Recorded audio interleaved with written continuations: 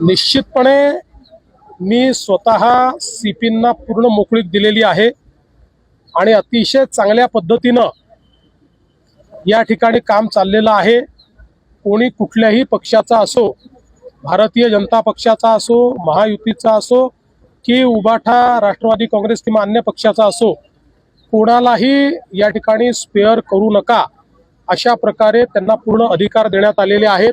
त्यामुळे मला असं वाटतं की ही जी काही गुन्हेगारी आहे आणि विशेषतः गुन्हेगारी करत असताना काही लोक त्याला जो राजाश्रय देण्याचा प्रयत्न करतात, वेगवेगळ्या पक्षात त्या ठिकाणी राजश्रय देण्याचा प्रयत्न करतात, तर अशा सगळ्या गोष्टींना मोडून काढायचा आम्ही या ठिकाणी निर्णय घेतलेला आहे। आणि सगळ्यात महत्त्वाचं आहे की कोणाचा काही पास्ट असो, पण आता जर कोणी गुन्हेगारीमध्ये जात असेल किंवा गुन्हेगारीत आढळेल तर त्याला आम्ही सोडणार नाही।